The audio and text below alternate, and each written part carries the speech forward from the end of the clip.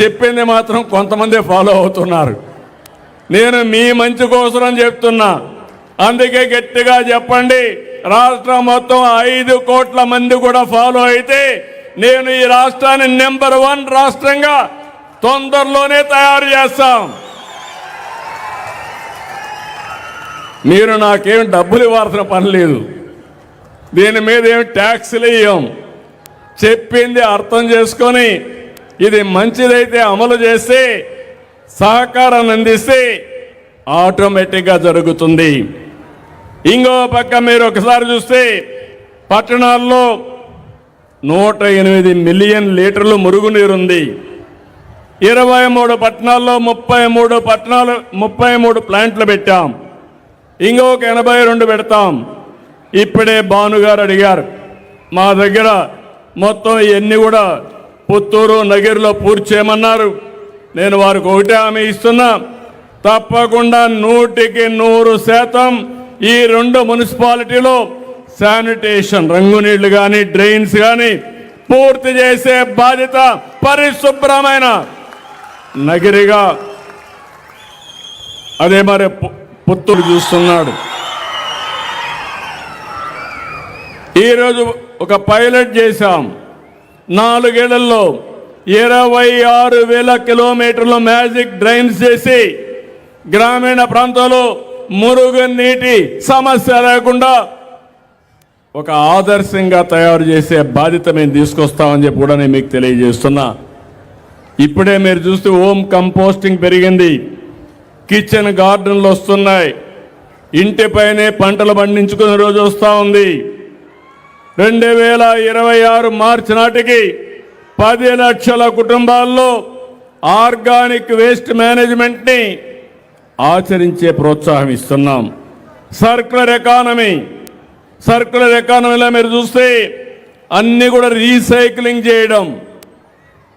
Recycling చేసి use and throw అంటే పారేయడం కాకుండా యూజ్, రికవర్, రీయూజ్ అనే విధానానికి శ్రీకారం చుట్టాం. ఇలాంటి ఆలోచనలన్నీ కూడా ఈరోజు నేను ఒక విషయం చెప్తున్నాను. మీరు తాగే నీళ్లు స్వచ్ఛంగా ఉండే వరకు, మీరు పీల్చే గాలి స్వచ్ఛమైన గాలి పీల్చే వరకు, మీరు తినే తిండి ఆరోగ్యంగా ఉండే వరకు, కడాన మీ ఆలోచనలు కూడా స్వచ్ఛమైన ఆలోచనలు వచ్చే వరకు నేను మీకు అండగా ఉంటానని మరొక్కసారి హామీ ఇస్తున్నా. నిన్ననే దావోస్ నుంచి వచ్చా. మీరు కూడా గుర్తుపెట్టుకోవాలి, నేను పెరిగింది మీ అందరి కళ్ళ ముందరనే పెరిగా. చిత్తూరు జిల్లాలోనే పుట్టా, ఇక్కడే పెరిగా.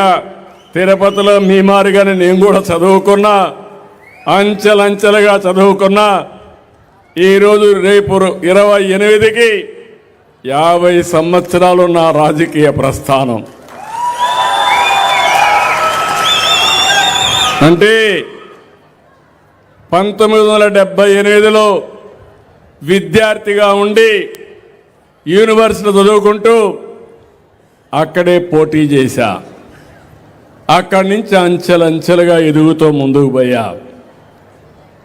నేను 30 సంవత్సరాల నుంచి ఎవరూ పోలా దావోస్కి నేను వెళ్ళా. నేను ఎప్పుడు మీకు ఒక మాట చెప్తాను, నేను అనునిత్యం విద్యార్థిని. మీరు ఒక విషయం చెప్తే ఆలోచిస్తాను, ఇంకొకరు ఒక విషయం చెప్తే ఆలోచిస్తాను, ఇంకో దేశంలో ఒక పని చేస్తే అది చూస్తాను. అవన్నీ మీకోసం అమలు చేసి దాని ఫలితాలు రాబట్టడానికి నిరంతరం పనిచేస్తున్నాను.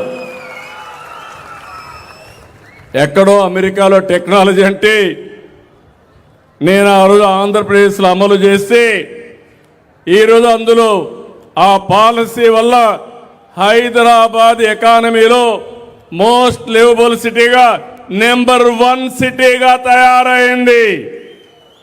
మీరు ఎప్పుడు చెన్నైకి పోతారు, ఈరోజు చెన్నై హైదరాబాద్ చూస్తే వ్యత్యాసం మీకే కనపడుస్తుందని చెప్పి కూడా నేను మీకు తెలియజేస్తున్నా. అంటే ఒక పద్ధతి ప్రకారం చేశాం.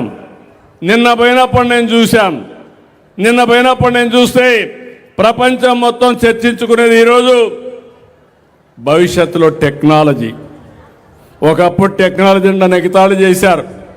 ఫోన్ అంటే కూడు పెడుతుందా అన్నారు. ఇప్పుడు అదే ఫోను మీకు సర్వస్వాన్ని ఇచ్చే పరిస్థితి వస్తూ ఉంది. ఇప్పుడు టెక్నాలజీ ఆర్టిఫిషియల్ ఇంటెలిజెన్స్ వచ్చింది. మీకు కావలసిన ప్రపంచంలో జరిగేటన్నీ కూడా నాలెడ్జే కాదు, భవిష్యత్తులో మీరు గుర్తుపెట్టుకోవాలి. ఒక ఎగ్జాంపుల్ చెప్తున్నా. ఏఐ డాక్టర్ వస్తాడు, నువ్వు ఏం తినాలి, ఏం తినకూడదు, నీ ఆరోగ్యం ఈ నిమిషంలో ఎట్లుంది, ఇంకొక ఇదే మారిగా నువ్వు చేస్తే ఎప్పుడు నీకు గుండెపోటు వస్తుందో అది కూడా మీ ఫోన్ ద్వారా మీకు చెప్పే పరిస్థితి వస్తుంది.